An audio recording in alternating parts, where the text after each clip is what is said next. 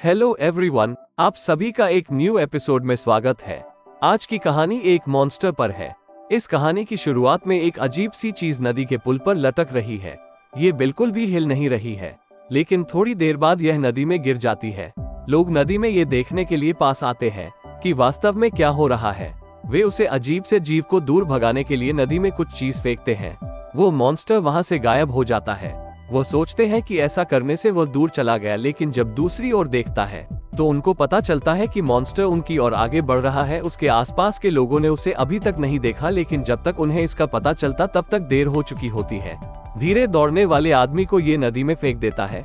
Train से एक old औरत देखती है कि मॉन्स्टर कैसा दिख रहा है। उन्हें पता चलता है कि यह तो पैरों वाली एक मछली है। कोई भी नहीं जानता कि नदी में मॉन्स्टर कैसे आ गया। कुछ लोग छुपने के लिए घर के अंदर घुस जाते हैं। वो सोचते हैं कि अंदर सुरक्षित रहेंगे, लेकिन मॉन्स्टर तुरंत घर में घुस जाता है और घर हिलने लगता है। आप सोच सकते हैं कि अंदर वाले लोगों के साथ कितना बुरा हुआ होगा। कुछ लोग मदद के लिए सामने के दरवाजे तक पहुंच जाते हैं। दो लोग इसे देखते हैं और उनकी ओर दौड़ते हैं। वो दरवाजे के पास जाकर इसे खोलने की कोशिश करते हैं। आखिर दरवाजा खुल जाता है। कुछ लोग बाहर निकल जाते हैं, लेकिन उनके पीछे पीछे मॉन्स्टर भी बाहर आ जाता है। एक आदमी भागने की कोशिश करता है, लेकिन मॉन्स्टर उसे दबोच लेता है। मॉन्स्टर पूरी तरीके से कंट्रोल से बाहर दिख रहा है। दो लोग के पास एक बिलबोर्ड कोट है और इसे उसे पर जोर से फेंकते हैं। हालांकि मॉन्स्टर को इससे कोई फर्क नहीं पड़ता और वे बहुत ज्यादा गुस्से आ जाता है। वे सीधा उन दो लोगों की ओर दौड़ता है। वे तेजी से भागने लगते हैं। बाकी सभी लोग भी अपनी जान बचाने के लिए दौड़ते रहते हैं। मॉन्स्टर एक स्कूल ड्रेस पहने एक छोटी सी लड़की को देखता है। वो उसे उठाकर नदी में कूद जाता है। फाइनली मॉन्स्टर वहां से चला जाता है।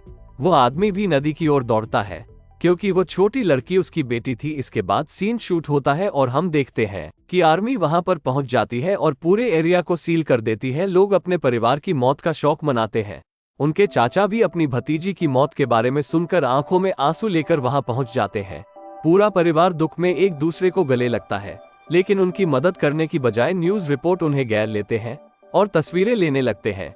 इसी बीच एक गवर्नमेंट वर्कर वहां पर आ जाता है और लोगों से पूछताछ करते हैं कि कौन कौन इस मॉन्स्टर के फिजिकल कांटेक्ट में आया है। डर के मारे कोई भी अपना हाथ ऊपर नहीं करता, लेकिन बार बार पूछा जाने पर सजा के डर से कुछ लोग अपना हाथ खड़ा करते हैं, इसलिए उन्हें क्वारंटीन कर दिया जाता है। लेकिन वास्तव में यह मॉन्स्टर कहां से आया, बाद में पता चलता है कि अमेरिका की सी नामक कंपनी द्वारा एक्सपेरिमेंट करके हर नदी में फेंक दिया, जिस वजह से नदी का पानी प्रदूषित हो गया और ऐसे पानी की वजह से जीव एक मॉन्स्टर बन जाते हैं। मॉन्स्टर पकड़े हुए सभी लोगों को यहाँ पर फेंक देता है। उनमें से कुछ की मौत हो गई है और कुछ अभी भी जीवित है। एक छोटी लड़की बगल में से फोन निकालती है। ये जीवित बचे हुए लोगों में से एक है। वे एक बॉडी में से फोन उठाती है और कॉल करती है। फिर उसके पिता के फोन की घंटी बजती है। फिर वह कॉल को उठाता है और उससे अपनी बेटी की आवाज सुनाई देती है। वह खुश होकर उत्सुकता से अपनी बेटी से पूछता है कि वह कहां पर है। उसकी बेटी कहती है कि वह एक नाले में है। फिर उसका कॉल कट जाता है। इस खबर से सभी जाग जाते हैं। वे शुक्रगुजार हैं कि एक लड़की अभी भी जीवित है। अगले दिन वह हॉस्पिटल से भाग निकलता है, तो वो सबसे पहले नदी के किनारे के सभी नाले को चेक करते हैं और साथ फ्लैशलाइट ले जाते हैं और तलाशी करते हैं, लेकिन उन्हें कुछ भी नहीं मिलता। परिवार फिर से स्टोव में जाता है और सब कुछ फिर से प्लान करता है। तभी अचानक अजीब सी आवाज सुनाई देती है। गैंगडो उसके पिता बाहर देखते हैं और उन्हें पता चलता है कि मॉन्स्टर उन्हें देख रहा है। उसके पिता धीरे से अपने बंदूक उठाते हैं, जिससे उसने सालों से अपने पास रखा है। वे बंदूक की नली को उसे क्रिएचर की ओर पॉइंट करता है। वे अपनी पोती की मौत का बदला लेना चाहता है, लेकिन वो शॉट मिस कर देता है। इसकी वजह ये सीधा उनके पास आ जाता है। मॉन्स्टर स्टोव को पलटकर इसके ऊपर चढ़ जाता है। उसका मुंह इसमें इंटर करने वाला होता है। तभी गैंगडू एक और शॉट उसके सर की ओर फायर करता है। इस बार शॉट मिस नहीं होता और मॉन्स्टर ग्राउंड पर गिर जाता है। कुछ लोग स्टोव से बाहर आते हैं और ग्राउंड पर पड़े हुए मॉन्स्टर की ओर देखते हैं। वो नहीं जानते कि यह मर चुका है या नहीं। गैंगडू का भाई एक और शॉट फाइट करता है और भागने लगता है। अब यह मौत का खेल बन चुका है। वो फिर से इसके पीछे जाते हैं। वो लगातार क्रिएचर पर गोली चलाते रहते हैं। मॉन्स्टर ब्रिज के ऊपर चढ़ जाता है और ब्रिज को पकड़कर दूर जाने लगता है। वो अपनी सारी बुलेट्स फायर कर देते हैं, लेकिन मॉन्स्टर फिर भी नहीं मरता और नदी में कूद जाता है। गैंगडू का पिता अभी सेटिस्फाई नहीं है। वो अपने दोनों बेटों को पहले जाने के लिए कहता है। वो मॉन्स्टर को मारने के लिए बिल्कुल तैयार है। वो पूछता है कि क्या उसके पास और कोई बुलेट बची हुई है। गैंगडू कहता है कि उसके पास एक बुलेट अभी भी बची हुई है। वे बंदूक को अपने पिता को दे देता है और वो मॉन्स्टर की तलाश में निकल जाता है। कुछ ही देर बाद मॉन्स्टर फिर से नदी से बाहर आ जाता है। वो उसके पीछे से हमला करने की कोशिश करता है। वे बंदूक उठाकर उसे शूट करने वाला होता है, लेकिन पता चलता है कि इसमें एक भी गोली नहीं है। वे अपने दोनों पुत्रों को वहां से भागने के लिए कहता है और मॉन्स्टर उसे मार देता है। ऐसा करने के बाद मॉन्स्टर फिर से भाग जाता है। वो अपने पिता के पास आता है और रोने लगता है।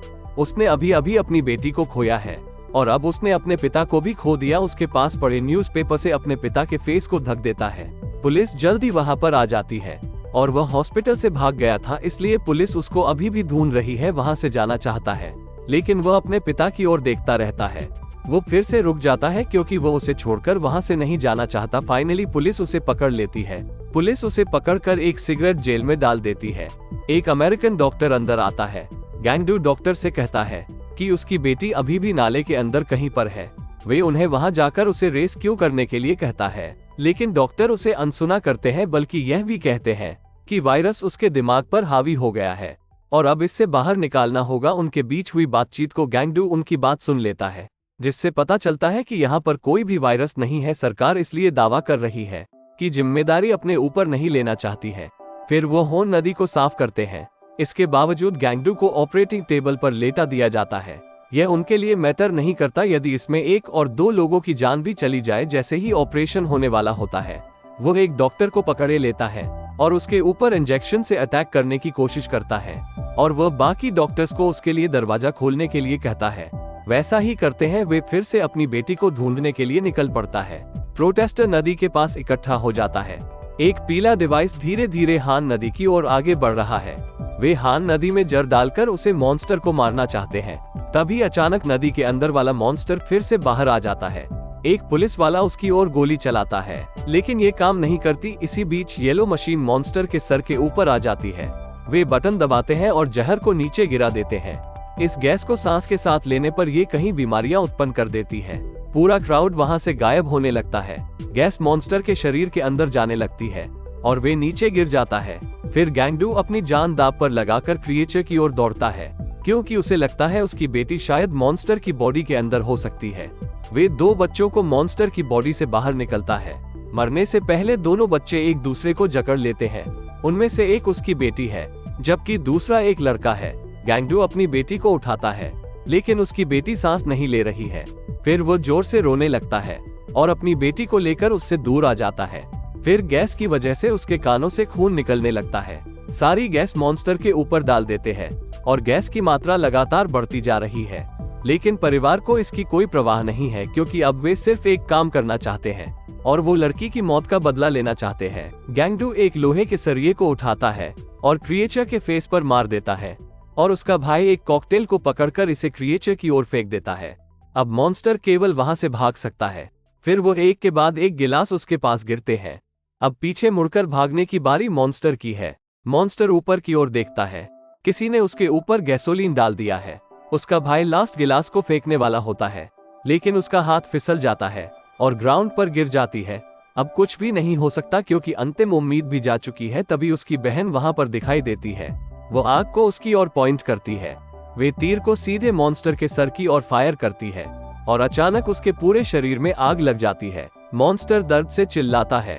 वो नदी में कूदने की कोशिश करता है, लेकिन गैंगडो उसका पहले से इंतजार कर रहा था। वो स्टील बार से मॉन्स्टर की बॉडी को एक ही जगह पर रोक देता है। फाइनली मॉन्स्टर मर जाता है और वो लड़की की मौत का बदला लेने में कामयाब हो जाते हैं। जब गैंगडू लड़के के पास आता है तो उसे पता चलता है कि लड़का अभी भी जीवित है, इसलिए वे लड़के को अपने साथ घर ले जाता है। वहां से वह लड़के को अपने बच्चे के रूप में अडॉप्ट कर लेता है। गैंगडो की फैमिली फिर से पहले जैसे रहने लगती है, लेकिन अब उसका पिता नहीं है और लड़की की जगह पर लड़का आ गया है। सच का खुलासा टीवी पर दिखाया जाता है। वायरस एग्जिस्ट ही नहीं करता और सारी बातों का खुलासा हो जाता है। देर रात को गैंगडू नदी की ओर देखता है और अचानक उससे कुछ सुनाई देता है। उससे लगता है कि एक दूसरे मॉन्स्टर वहां पर आ गया है। वह धीरे से उसे बंदूक को उठाता है, जैसे उसके पिता ने उसके लिए छोड़ी थी, लेकिन वह कुछ भी नहीं दिखाई